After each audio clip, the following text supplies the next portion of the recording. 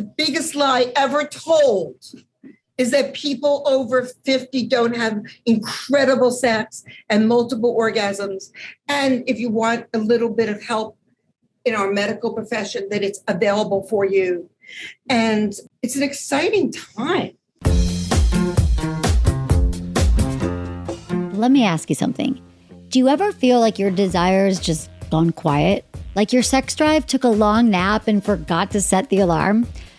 Well, you're not broken and you're not alone. And you're definitely not the only one who thinks arousal is supposed to just magically happen. Well, today's episode is all about busting the myth of spontaneous desire and exploring what's actually possible when you create a new, deeper relationship with your body. I'm joined by the incredible Pamela Madsen. She's a sex and intimacy coach, founder of Back to the Body, and true pioneer in helping people go from erotically numb to erotically alive. Pamela and I dive into what low libido often means, hint, it's not hormones, it's usually boredom, how to tap back into your turn on, and why the right kind of touch can be not only erotic, but profoundly healing. And yes, we're talking about her retreats. 2 words, pleasure demos. You'll want to hear this. Plus, we answer your questions from how to feel more confident in the bedroom to whether you can really show up for your partner when you're not orgasming to how to have incredible curvy girl sex. Before we dive in, I want to invite you to set a quick intention with me. So listen with an open heart. And if this sparks something in you, you know where to find me. All right, let's get into it. Tell me about your Back to the Body retreats, and then I want to hear about how you also work with couples. Because people always, we've talked about it, Pamela, but I think it's great to hear from both of your voices about your retreats. So we've been doing Back to the Body retreats for 10 years. They're very unusual in the world in that they're immersion retreats for women. We do full body exploration for the women. It's not surrogacy. It's not sacred intimacy. We're now calling it the Back to the Body method, which is based on the lineage of sexological bodywork, where our practitioners remain clothed, and we have gloved hands when we work with genitals. It's a place for women to drop in and really explore their own bodies as opposed to having to please a partner. Like, what is it to receive and not be in service? You know, what are all those things that people are talking about? What if they have vaginal pain? What if they maybe have orgasms, or maybe they don't, and they don't really understand it? Maybe there's more. And what we have found is that women who come to our retreats have a very definite outcome. They feel better about their genitals. So they have genital self-esteem. Yes. They are more likely to initiate sex when they get home and in their lives. We know that women who come to our retreats reduce body shame, they reduce trauma, they're better able to ask for what they want. So better communication skills, and they have learned how to name their desire. And the one thing, consent, of course, they've learned how to negotiate consent. And I think one of the most beautiful things is sisterhood. Is that they heal relationships and competition with other women. And women come for 7 days. Many women come for as many as 5 retreats. We are running retreats during COVID. They have to be vaccinated. They have to show up with, we're like, there's so many layers. You have to be vaccinated. You need a day 3 COVID test. And then we're going to test you. At the retreat, we have purchase tests and we COVID tests. So, you know, we've been running safely, God willing, through COVID. And what I've been seeing, Emily, is the women asking the men to come, which is very different than when the men ask. You know, yeah, when the men call me and say, I want my wife to do a retreat, or I want to do a couples retreat, it's often very hard to bring in the woman. But Kind of like a threesome too. When partners trying to get the part of a threesome, like it's gotta be her idea. Right. So when it's her idea, whenever her say it's a good idea. Yeah, the men come and they're really brave, and the men have had lots of different feelings around this. Do you want to talk about some of the reactions we've gotten from the men? Yeah, I think that, you know, some of the points have been kind of twofold, right? The men are like, what have you done with my wife? Like, she is a whole new human. which is accurate for some of the women we've worked with. It's like from the time we've started with them to now, they're vibrant and alive and sexually curious, and it's like an energy that's just different. And so when their husbands come, it's like, I want a piece of that. I want a piece of the cake that she had. Right. I want what she's having. Yeah. So just to back up a minute, I was on one of your retreats, and I want you to explain for a minute the sexological bodywork part of it. And I want you to explain if you could just give an example of how women, like the before and after. So sexological bodywork is an active receiving. So it's not like a traditional massage where you're laying there and being touched. It's really active. So the practitioner is really involved in asking you to move and be present, to be aware of your breath, to be aware of your sound, encouraging sound. Often, these things sound small, but often they're discouraged. So it's encouraged to be quiet and keep your voice down. And, we're really encouraging people to speak up and ask for what they want and explore through my hands, basically. So those can be really important. The other thing is we keep our hands gloved. It can include the full body. So it can include genital touch. It doesn't have to, but it can. We do explorations in sensation. We do explorations in different body parts. So genital mapping, body mapping. We've done explorations, and we do explorations in fantasy and role play and games, how to bring play into your sex life. Some of the practitioners, actually most of us, know some element of rope bondage. So we bring in elements of BDSM and tantra. So it keeps going, it goes the gamut, and then it begins with a woman actually connecting to her vulva and identifying her arousal. And so there's a whole menu of where we go, but we start really simple. So if you feel like, wow, this is too advanced for me. No, every woman starts where she is. And we start with just connecting you to your arousal. And what does that feel like? And how do we use erotic energy? And this is a kind of a matriarchal society. Each woman has a female safe port, and you're in sisterhood where there's no competition, and the men are supporting. And so they are about 7 days long. You're teamed up with one practitioner and one female safe port, so there's full transparency. So nothing's really hidden, but your sessions are private. Men always keep their clothes on. They don't get in contact with clients after retreats.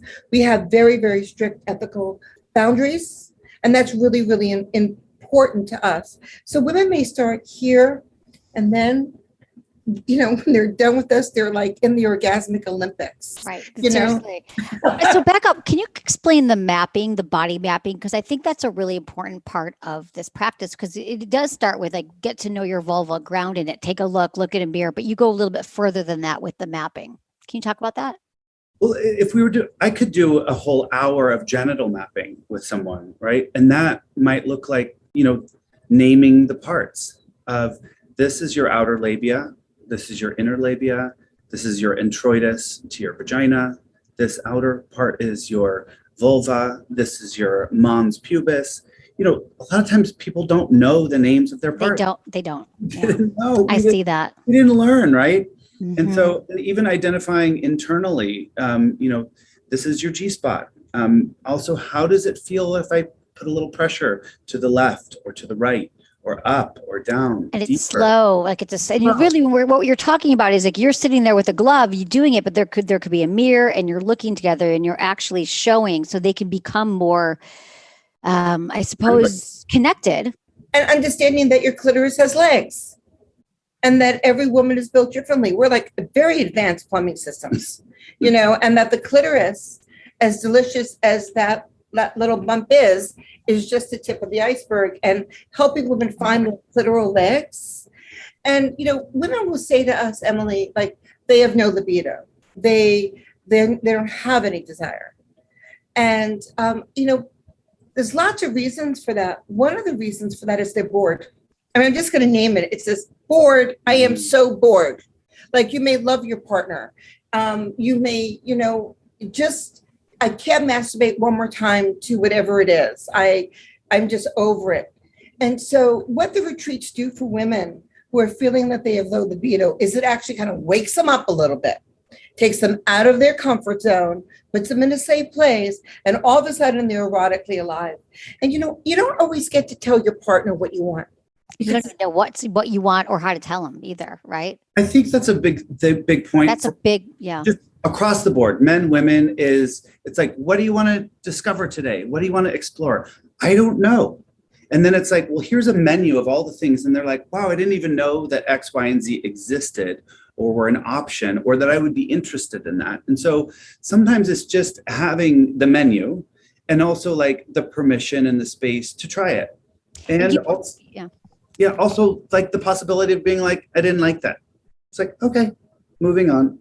It's like, well, that's a big part of it, I think, is getting women when they initially come is to, first off, so we're saying it's like an introduction, get to know your body, but then also just the act of saying, I like this, I didn't like this, because so much of sex for many women or many vulva owners is it can be more passive, or we just say yes to things because it's easier than saying no, we think. And so we don't even know what we're feeling because some of us go numb. We just check out of sex. So this is like the process of really being connected and embodied. So you aren't just giving up your power like that. You are able to speak up. So that is part of the practice, right? And to get like Epicurean touch, like, people who actually know how to touch a woman's body. And right. So you learn, experts. Right. So you learn, oh, that's what that feels like. How do I ask for that when I get home? And then we do, as you know, Emily, we do live demos, which are huge for the women, because then they get to see what's possible. They get to see how you can move. They get to see how you can ask for what they want. And, I would love to go back to the whole idea that sexuality, male, female, together, apart, is an evolutionary process. Mm-hmm. And me in my after 50, I'm the hottest I've ever been in my entire life. I mean, I am using testosterone, which I didn't take for libido reasons. I took for metabolic reasons, muscle tone, and my body was changing after menopause. So we can talk about that. What's true on testosterone, and I take a pellet. It's put in the flesh of my tush. Mm-hmm. Scared me a little, but it was like no big deal. And I've been having sex dreams, Emily. I've been like having orgasm in my sleep. Wow. I mean, how much are you taking? I've taken the pellets too. Have you? Mm-hmm. I don't know how much I'm taking. I imagine like not a lot. So the pellets are bioidentical hormones that you put into your body with a pellet that lasts about 3 months. Yep. And then you go back and get it again. And so you're having sex. You probably haven't had sex. I'm surprised you don't have sex dreams though, just because I guess all of your work is sex. So maybe sometimes you're just dreaming about food. But right, exactly. I've dreamt about sex, but I haven't had orgasm in my sleep. No, I haven't either in years. That's and amazing. I am now having extraordinary orgasm in my sleep. I'm also my sexual appetite. How would you describe it, Court? Strong. I have a strong sexual appetite that just keeps growing, along with my clitoris. So my clitoris is growing a little on the testosterone. And it's like having a brand new toy. How long have you been on it? This is my first series. Okay. So it grew. And just a little. It's more prominent, and which means I have more surface area. Yeah. To play with. It can be amazing. You got to go to your doctors. You got to get your test out. You got to get checked out. It's not for everyone. But I think that and the problem is for women, you have to go to find your own providers. Your insurance might not cover it. It can be more expensive. And I'd love to see more options for every woman. But speaking of every option, so what does it take like from the retreat? So going back to that, like you always talk about women being more embodied, which they are, but how can people connect this on their own? Like, let's say they can't come to a retreat. How would you explain the feeling, like from where people start and where they are now? For like, the goal is to become embodied, but some people don't even really understand that. And then maybe we could give some tips for what people can do on their own to get started. Something that I encourage my clients to do just outside of the work that we do together is to practice breath work, to practice things where they can emote sound. Also, I really love like ecstatic dance or five rhythms dance, which is like a really organic form of movement, which is not about partner dancing. It's really about self-expression and finding your own movement. I really encourage that for everybody. You really kind of are there and you're like, I'm finding myself being self-conscious of my movement. Like, can I allow myself to move the way that I want to move and I feel? Right. And that's something that we encourage on the table as well. It's like, if you were to move organically to my touch, like what would that feel like? What would that look like? So it's kind of the opposite of what we talk about a lot is performative, when we're more performative in the bedroom. Like, I'm going to move this way because I think that's what my partner wants. But we're saying that what we're talking about here is this deep grounding into what you actually want, what your body needs and what your body is reacting to in that moment, rather than being in your head and thinking what would be sexy right now, what my partner would want, which is a total reversal for so many of us. And there are a lot of tools, Emily. So I know they're going to put up the link to our website. Of course. We're not done talking. Yeah. If they're set up for the newsletter, they will get a free video instruction on how to do Lotus lift meditation. So, that's my signature thing. I'll like name drop. Oprah has featured it twice, 2 years in a row. And it's really simple, and it's a really great way for women and men, because you've been using it with men too. I use it too. Did I do the Lotus lift? Did I redo it? Lotus lift, yes. So you took your hand, and you cupped your vulva. Oh. And you rocked. Oh, I love the Lotus lift. Yes. Back to back. And back to back with a partner, but you can do it on your own. And then feeling your arousal, feeling your embodiment, and I will coach people through it. I have members of our community, women do Zooms together. And so I work with Deepak Chopra's 3 soul questions. Who am I? What do I want? What's getting in the way? And it's a beautiful way to start your morning, get arousal moving. When you get arousal moving in your body, you are fighting depression, you are fighting anxiety, you are moving serotonin, your love hormones. You want to feel embodied. You don't have to masturbate and have an orgasm. Okay, it's just cupping. Women don't know the arousal principle. Men don't either. That just being in arousal is an embodiment and is a creative life force energy, and it's a wellness tool. Your sexual energy is wellness. And so you can get those tools online. We're giving them away. Okay. We also have back to the body practitioners, which people can buy a series and they can work online through Zoom with a practitioner if they're not ready to come to a retreat. Great. Okay. I love that you're providing that. It's backtothebody.org. Yeah, there are lots of resources, lots of writing. We're living in a different time. People find their way. What's exciting, though, Emily, is that our Santa Fe retreat is sold out, and our Mexico retreat is sold out, and our Costa Rica retreat only has a couple of spots.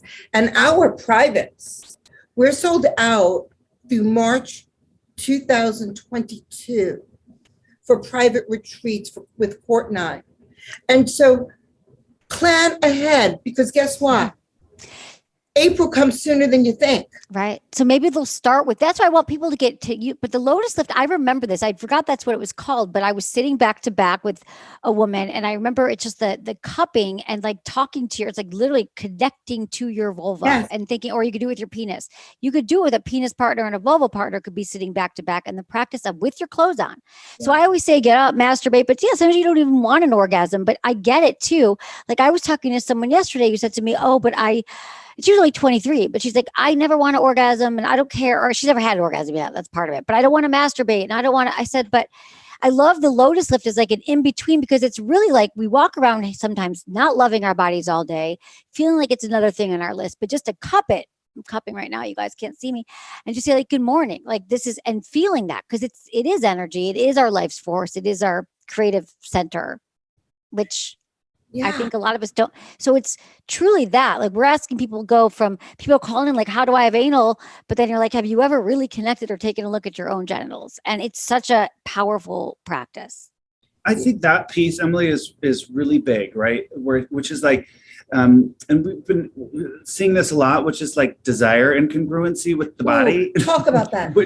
Talk about desire incongruency with the body. Like, it happens with couples, but it happens with individuals where, somebody's like, I really would like to have anal, or I really want to explore this extreme BDSM scene. And then it's like their body is so far removed from that fantasy that, there needs to be a ton of other work, which let's start with connecting with your body first. Because if you have no connection to your body, none of that is going to resonate. It's going to hurt, or you're not even going to feel it, for that matter. Right. So that piece I think is really important, is to be able to connect with your body. And, how do you do that? Sensate focus is a really good exercise to do that with. And that's just like, you can do it yourself. I feel the sensations in my hand.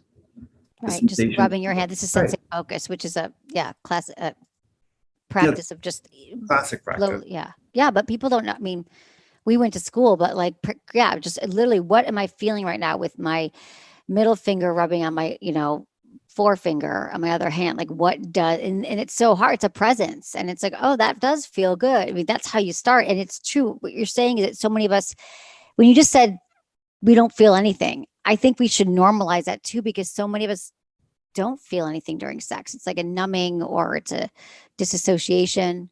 And so I think that's a lot of this work is that we're talking about, is that you don't have to go through life like that. You can wake up your body at any time. The other thing, when we're talking about staying on the couples work for a moment, what we found with couples too is that they pay out of each other's no bank. Oh, I love this. Tell me more. Well, now we can go to the couples. Yeah. No bank. Well, I'm sorry. But it was just an incongruency. So like I could say something like, well, I think that you don't like, I think that you're frightened of hurting me and you don't want to spank me. Right. And I go, I'm not afraid of that. I'm down to spank you. Let's try it. You're down to spank me? Yeah, let's try it. Right now? Yeah. Yes. Yes. So first time on Sex with Emily. So what's true is that we have stories about what our partner likes and doesn't like, and what our partner is willing to do and not do.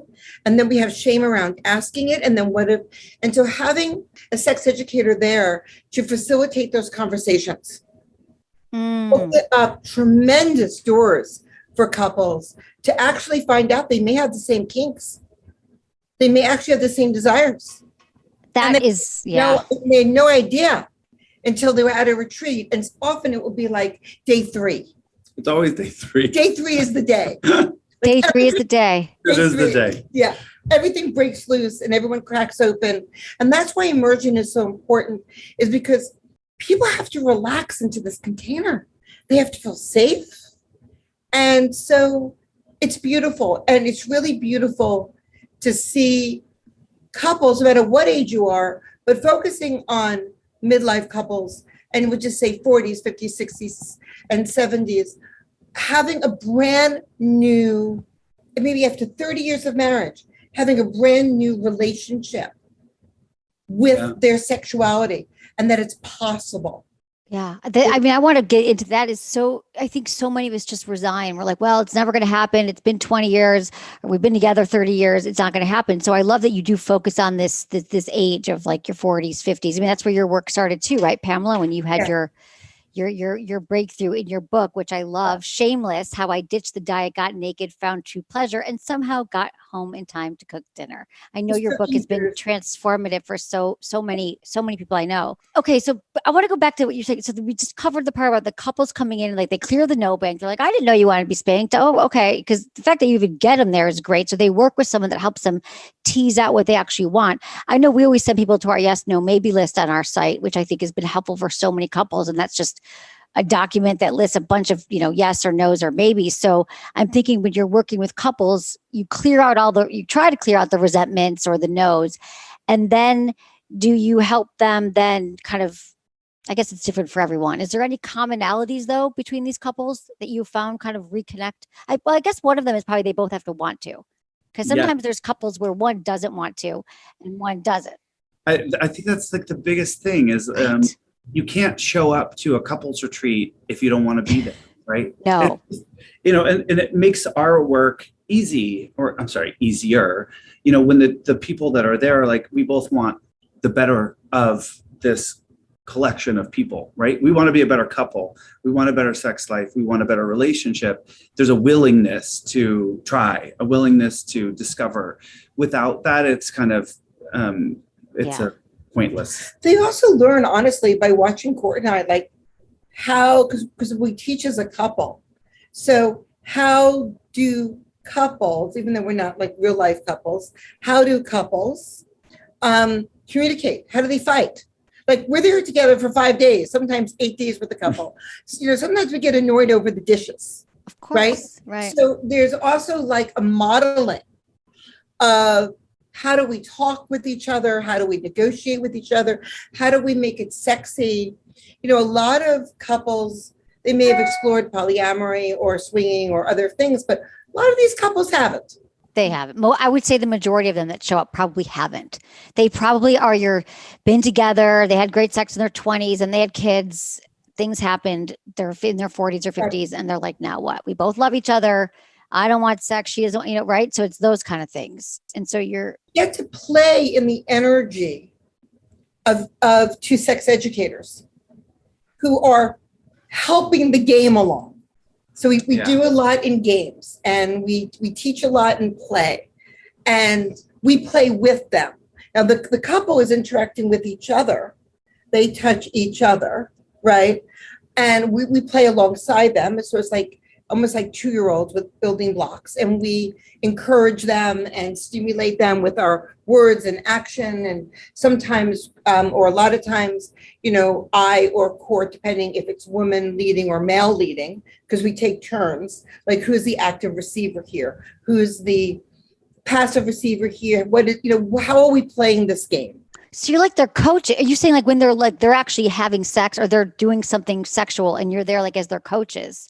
Are you telling her to breathe? Kind of like right? Like case by case, but we have done that, like kind of like the whisper in the ear type thing. Like Court will be like the angel on the man's shoulder, like not like really right there, but in and out of the space and offering support, or we'll be doing a similar exercise side by side.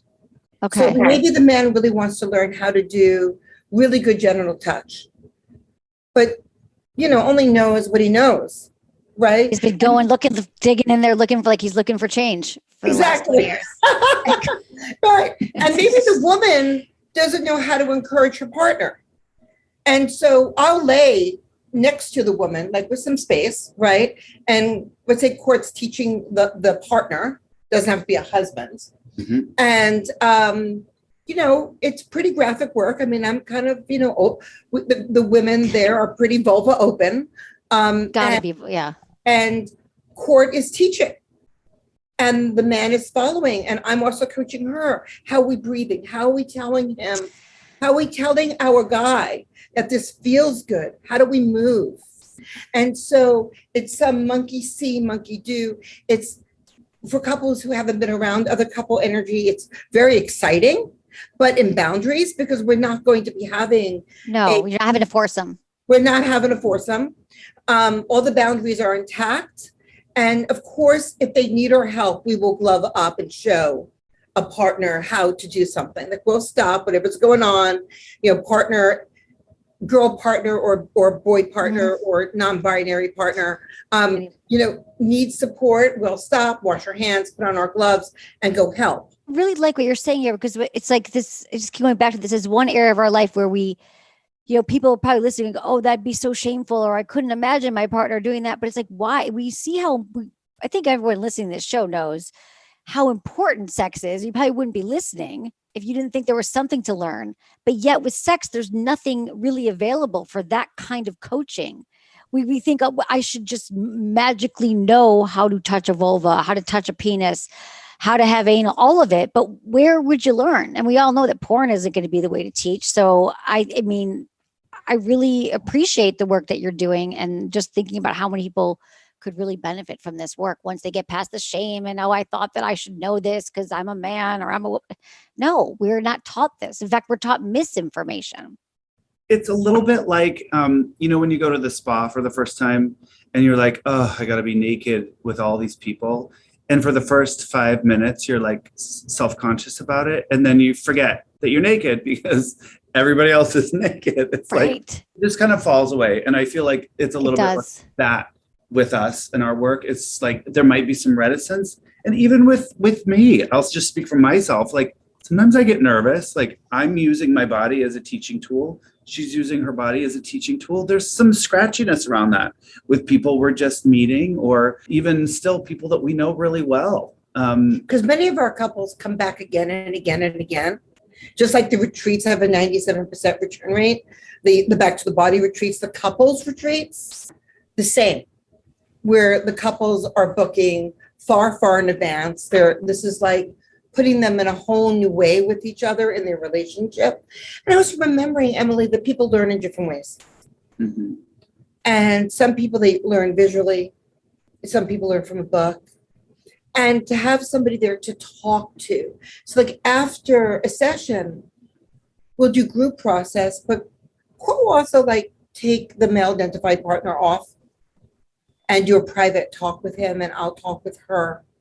And we process and we find out the obstacles and support the couple in coming together, so to speak. So it's been a journey. And I think, the resources are beautiful. And what's even more beautiful is permissioning more and more people. And I'm tired of hearing that I'm all washed up and I have no libido, or my husband and I, or my wife and I, or partners, that we're over and, 50, we're dead. It's a lie. It's just all a lie. The biggest lie ever told is that people over 50 don't have incredible sex and multiple orgasms. And if you want a little bit of help in our medical profession, that it's available for you. And it's an exciting time. It is because of all what's available for us now. Yeah. And you guys, this work is legal, correct? Yes. Well, we're not touching, we're not having sex with our clients. It's one-way touch. It's one-way touch. And this is sex education. Yes. 2.0. Hands-on sex education, which makes so much sense. Right. And with the couples, the couple are there together. And it's legal for Court and I to touch each other. Right. And so using ourselves as teaching models when necessary, that's perfectly legal. And the couples are touching each other, and that's perfectly legal. And also maintain certain boundaries that some couples really want, to keep. Yeah. There's a lot going on out there. And, I really encourage, your show is so amazing and so groundbreaking in how it is showing people opportunity. And I want them to know, or your listeners to know, that the opportunity doesn't just belong, to the 20-year-olds, and the millennials are getting older. Let me just let those millennials know, you are aging up, guys. They are, right? And the boomers are still booming. And so we have a large population of people who have a lot of pleasure potential. Mm-hmm. A lot of pleasure potential. This really is about pleasure. How do we look at pleasure as a society, and how do you encourage people to look at pleasure and to put more pleasure into their life? I think, first of all, our society, Western society, or United States for that matter, we really encourage people to find their pleasure, to find their success, to be in their joy, and then not too much. Right? Not too much, but don't talk about sex. Pleasure, not too much joy, because that would mean that you're selfish or narcissistic, right? And it's this kind of mixed message, like, you go after it, but be humble. You better be humble about all of it, right? And so it's like, well, how do you be humble and seek your pleasure at the same time? It's like they're a little bit opposing identities. They are, yeah. And I think that's like a real cultural thing that we have to deal with in the United States specifically and in the West. But I think it's noticing that is a cultural script and choosing it anyway. Yeah, this made me think about it because pleasure potential, I think we all have so much potential for pleasure and we just don't. And we have ourselves ceilings. off. We have ceilings. Self-imposed ceilings. Yeah. What you guys, Court and Pamela, I would love you to help me answer an email from a listener. This is Diana, 33 in Santa Fe, Mexico. Too bad your retreat's sold out because she could come. Maybe she'll go on the wait list. Hey, Dr. Emily, I'm wondering how to get comfortable having sex and feeling sexy as a plus size woman with a man who is healthy. I need some advice. I want to be present and enjoy my body, his body, and sex in general. But I find it hard to not focus on the weight, extra weight on my body, perceived imperfections. Also looking for good sex positions for women. This has been holding me back from exploring sexually and having sexual experiences, and I'm ready to shift it. Now, I know, Pamela, that we all still have body things. It's going to happen throughout our lifetime, but you've gone through a lot of this. You spoke about this in your book. You do live demonstrations and you're confident. So I've seen Pamela. I've seen a lot of Pamela and it's beautiful. So tell me, Pamela, how would we advise Diana here? Oh, I want to take a big, deep breath. Holding our self-love and our self-acceptance in one hand and our shame and disappointment in the other hand. And just knowing that it's not one or the other. Yeah. It just isn't one or the other. I want to speak about it in general terms. So he's becoming like the rope artist of the century over here. He'll say that. He's trying. I'm studying. He's studying rope. And so last night he was showing me some ties and some things that he was doing. I was really curious about it.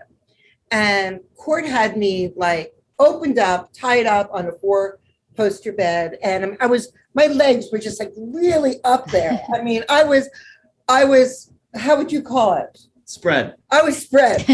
Okay. And I was curled up, which meant that I couldn't play to the male lens. I couldn't like flatten out my belly and stretch out and sort of like soften my rolls. Okay. And I was very aware, here's the self-acceptance artist, right? I was very aware of these 3 very large rolls of fat on my belly while he was being magnificent and showing me a wonderful experience. I was very aware of my belly fat. And at some point, I just sort of had to acknowledge, okay, we're having a little belly fat shame. Okay, there it is. Hi, belly fat. We've had this conversation before. And then I had to go, well, he doesn't seem bothered by it. He's not bothered by that belly fat that's there. And I'm having a good time, and obsessing over the 3 rolls was taking away from the possibility of my really experiencing the pleasure that my body had to offer. And so then I had to put it down. So does that make sense? Yeah. So what you're saying is, let me walk this through. So in the moment, it wasn't, you didn't say hello. You didn't say it out loud. No. Although you could have with Court, and it would have been fun. Probably would have broken laughter. But in your mind, you were like, hello. And then it was like because we often, even if people aren't worried about their bodies, they're worried about a million other things in the bedroom. And so I'm always kind of speaking about mindfulness, but I love what you're saying here is that I love that your examples, Pamela. I know you were a kindergarten teacher, right? Yes. No, you started. I always think about that. I'm like, this is why she's so good at talking to everybody. But it's like really, it's like, hello there. Okay, I'm going to put you away now because Court's doing something here, and I feel this is my time for pleasure. You actually had like a conversation with yourself, and that in that moment you were able to go back and be embodied, be in your body, and receive this magnificent gift from this beautiful man who's just there for your pleasure, not looking at anything that you're looking at. So, and again. It's not like you won't have to do that again. Like maybe tonight something could happen, but it's that process. When you're saying you hold it left hand, you hold in one hand, you hold acceptance, and the other hand, your criticism, they're always sort of there. But if you could get that acceptance voice to be a little bit louder and kind of trump the negative voice, more often you'll have a little bit less struggle, but it never goes away is what we're saying, right, Pamela? Because you've been talking about this for years. It doesn't go poof, but that's how you could quickly move through it, I suppose, is by saying, I deserve this moment of pleasure. It's about me. Nobody was running, screaming from the building. Okay. I also want to just say from my perspective, and just, to answer this woman as well, can you allow your partner to enjoy your flesh? Okay. Tell me more about that. Can you not deny your partner their pleasure in your flesh? Right. So I can find pleasure in a lot of different types of bodies. And some of those bodies are fleshy bodies. And some of those bodies are thin bodies. Some of them are female. Some of them are male. I can find my pleasure in that, not just with my eyes, but my hands. And so to encourage people to find pleasure, not just in what they're seeing, and also to see past just what's in front of you, but to see the overall connective experience, right? Right. So I didn't see your belly rolls. See, this is my belly rolls. Right. But I love what you're saying here about that moment that this goes back to our society, and maybe it's that's so focused on a certain body type and that we have to be perfect. And it's all the time we spend on the external, but in the moment there with a partner like her, right. You're saying what we're saying here to Diana is allow your partner to really relish and celebrate and love all of you. And that comes back to receiving, like allow that to happen as well. And I think it's because we assume, like you said, Pamela, he didn't go running from the building. I think as women, we often assume that, they're going to notice from our bodies to like, I have a razor burn, or I have a pimple, or they notice my left boob is bigger than my right. I mean, we think of all these things, and it's like, who decided that we're against this perfect standard? I mean, I guess it's what we're seeing, all media. I mean, this is the oldest the oldest debate, but it still lives on, and it pisses me off. So more people need to hear this and take this in and say, like, but there's also the opportunity to let your partner love more of you. When we love ourselves. Emily, when your partner, like when he just said that, I felt my body take a breath. I saw you. Yeah. I saw you. Like my body just sort of went, oh, that feels good to hear. Mm-hmm. So having your partner verbally adore your body, and to say, it is just so sexy having you just spread open like that, like both your holes are like right there. And that's what I'm seeing. I am loving to squeeze your flesh right now. It's so sexy in my hands, and grab that big fat ass or those skinny bony asses of yours, whatever you've got, right? If your lover can offer some adoration. I think that's also something that's so powerful. If it's wanted in back to the body sessions or in the private sessions that we do that. Like, would you like me to reflect how I see you? Would you like me to give you words of adoration, right? And so that might look like, your vulva is so full and so pink. It's beautiful. Like, do you know like how beautiful your vulva is? Right? It can be that. And that's really important to hear from a partner. Like, this is so fucking, sorry, I didn't mean to say. That's fine. You're fine. But that even made me relax. You're not even looking at my vulva right now. That made and what it made me think is that's not messy or icky or pervy. No. Okay. So it's context. Yeah. So if the context is set, now I'm going to talk about like retreats and a practitioner.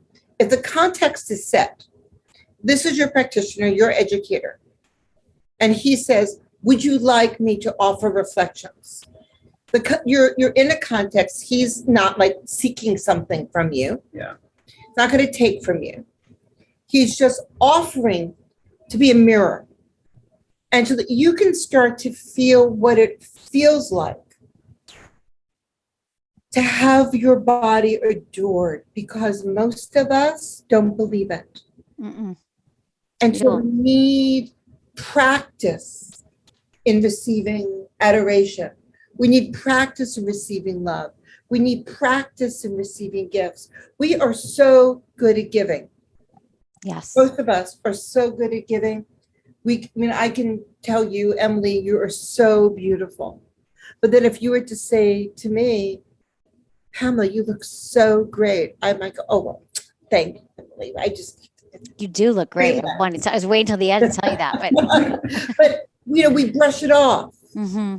instead of like having a moment and saying, well, thank you for seeing me. I actually feel pretty great today. We don't, it's always like, that's a great dress. Oh, I got it on sale. Mm-hmm. Not, that's a great dress. Yeah, I spent money I didn't have because I wanted to be this hot in that dress. Like embracing a little bit our joy, our own generosity, not just for you, but for ourselves. I think that's such a great point there because we brush it off. It's like that humble thing, like don't be too out there. Don't be too bragging. You got to be more humble. So how do you say thank you? If I say thank you for this compliment, then they're going to think I'm full of myself. So it really is that dance. And what I like what you're saying here too, is that it's okay to ask our partners for that we need adoration, but then we also have to learn how to take it in. And I think we all need it. And I often say to people when they say, well, I want my partner, or I'm nervous because my partner goes down to me and I'm afraid they don't want to be doing it. And if you actually, with someone who wants to be doing it, I always tell them, if you're going down your partner, tell them that, and this is equivalent of that, but I love what you guys are saying is sort of the equivalent of saying to your partner, babe, I'm not going anywhere, lay back, I have all night. Because the second we know that our partner actually wants to please us, like, oh, you're going to go down on me all night, well, then I'm here for it. So it's almost like, I saw you like audibly, viscerally relax when he said that. So I just think the power of words, and I'm not saying this is for, we're giving you guys a lot of options. They could talk about it. They could go to retreat. They could just decide that they're going to share some affirmations, could all really be what could be the thing that helps couples get unstuck and reconnected. And you know what the big thing is, Emily? Whatever they choose, you have to do it. Yeah. Like you actually have to do something. Like we'll run webinars. I'll see the same woman. Like she'll show up to every webinar in the same sweatpants and the same easy chair with her same story that you need 17 pounds to lose before, or the right moment, or, when Mars isn't in retrograde, but it always is. And so there is always going to be that obstacle. And so it's when you decide that I've wasted enough of my life. I've wasted enough of my life not having what I want, and it's going to be risky. It's going to take time. It's going to take some money. It's going to take being a little uncomfortable to find the pleasure I want. And then you do it. And it's like, holy moly. Like do the work. You got to do the work. People aren't willing to do the work. Well, I have another question here. One more question from a listener.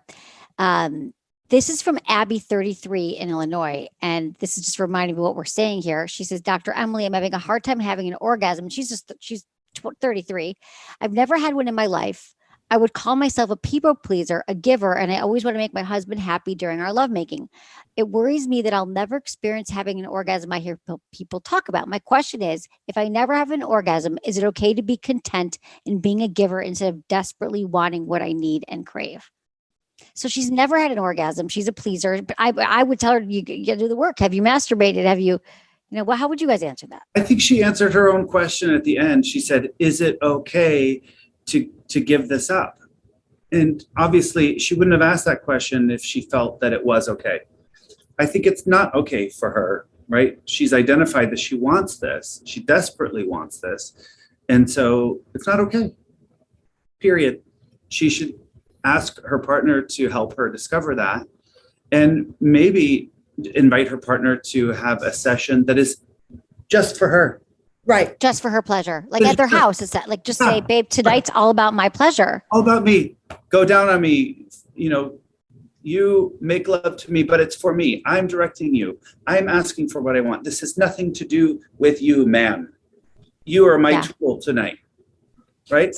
And maybe that's a leap. That's a leap, though. She's never had an orgasm. And I think that's where everyone listening to this, if you are a pleaser and you feel like the sex is never about you, it's totally okay to say, how about tonight's about me and tomorrow's about you? And that's a lot of the work that you're talking about on your retreats and the work that you both do, Pamela and Court, is allowing people to kind of get to embody and to actually experience the feeling of receiving without feeling like, oh, but let me do this for you. Oh, now that you did this for me, no, it's like, no, it's about receiving and not having to give. Our work is somatic, right? It is body centered. And it's so easy for me to say, just ask your husband to and it's like, there's a ton of, I'm sure, body stuff that's connected Shame, with emotions. And so to even say those words can be really challenging. And so that's why sometimes it can be really helpful to have someone, to go to someone to coach, or to go to a Back to the Body retreat, where it is just like, we are here for you, period. This is not about me. I'm here for your exploration.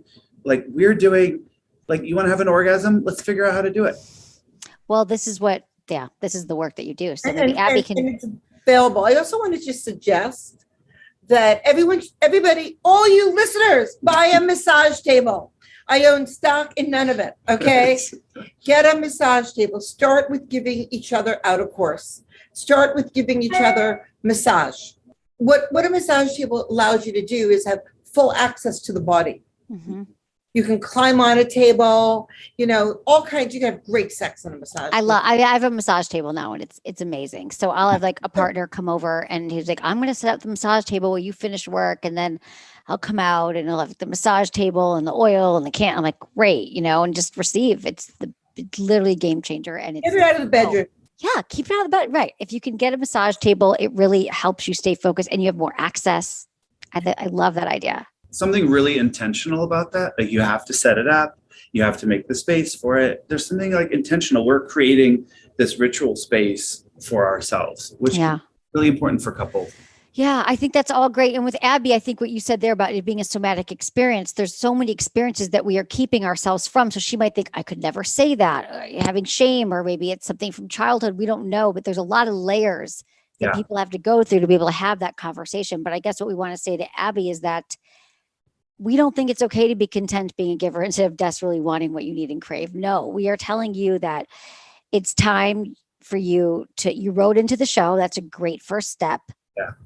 And I mean, I don't know what I would even have this conversation with your husband, maybe even show him, maybe play this for him. Because I'm certain, Abby, that if your husband wants to be a good lover to you and wants you to have orgasms and pleasure, and I can't imagine a husband reading that and saying, oh yeah, babe, it's totally a content for you to be a giver. Let's go. Now, if that's what he says and you play this for him, then we need to talk offline, and Pamela will fly you to a retreat for free.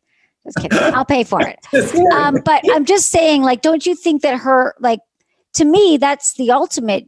I think that she's probably thinking maybe he won't want to, or he's going to shame me for it.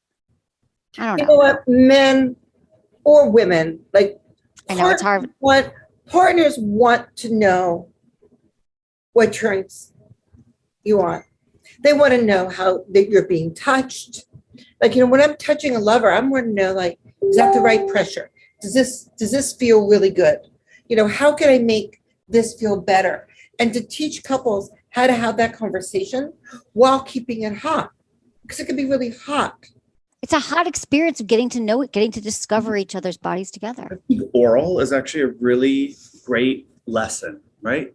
This is how I like my cock sucked. This is how I like my pussy eaten, right? This is how I want you to do it. Let's play. Let's play discovery, right? Right. If you think about it like that, like, we're just going to have playtime, right? It takes a little bit of the pressure off of it. It's also like, we're going to be playtime for you tonight. Let's see what you like. Yeah. Have fun. Like, I want to know. You give me step-by-step guidance on how you want it done tonight. It's all about you. Like, that could be really sexy and fun. It doesn't have to be this, like, no, to the left. If you agree on it ahead of time, it's a fun game. It is a fun game. We got the lubes here. Let's play. We're going to find your orgasm. Hey, let's go. Rather than like, he's feeling like, oh, I've never given you an orgasm. So all the issues and all the things that come up, make it fun. It's a shared experience. Pamela and Court, I have to ask you each the 5 questions we ask all of our guests. They're quickie questions. Okay. So you each can go back and forth. Okay. So first I can start with Pamela. What's your biggest turn on? Quick answers. I want to say right now it's Court. Me too. And you, Pamela. Okay. Court, what's your biggest turn on? What's my biggest turn on? Right now, control. Okay. What's your biggest turn off? Lack of attention. Biggest turn off. Deodorant. What makes good sex? Being willing to play. Court? Being embodied and having time. Something you would tell your younger self about sex and relationships. It's going to get better. Same. What's the number one thing you wish everyone knew about sex? They can have the best sex of their life at any age, and they can start at any time. That the things that scare you the most are the things that are probably going to be the most exciting. Love it. Great answers. Thank you both. Okay, tell me where everyone can find you, and we'll put this all in the show notes. They can find us at backtothebody.org. And, even though Court and I are booked right now through March for privates, I have other teams working, so they can email. And if you want to be willing to plan for the future, because I recommend it. They can check that out, sign up for the newsletter, find out about the retreats. We are accessible. You can find me at the Pamela Madsen and Court at the Body Box. At Court Box. I'm sorry, say it right. At Court Box. At Court Box. Yeah. And there's a whole team of people who want to support you and give you lots of information about what's available now from your home, or get on an airplane with us. Just get vaccinated. Thank you both so much. Thanks Thank for all the you. work you're doing. That's it for today's episode. Thanks so much for listening to Sex with Emily. If you love the show, please like, subscribe, and leave it a review wherever you get your podcasts. And hey, share this with a friend or partner. It just might spark something. You can find me on Instagram, YouTube, Facebook, TikTok, and X. It's all at Sex with Emily. And I've been told I give really good email. So sign up at sexwithemily.com for free guides, articles, and more ways to prioritize your pleasure. Have a question about sex, dating, or relationships? Call my hotline, 559-TALK-SEX. That's 559-825-5739, or leave a message at sexwithemily.com/ask. And hey, was it good for you? Email me anytime at feedback@sexwithemily.com. I'd love to hear what you're thinking.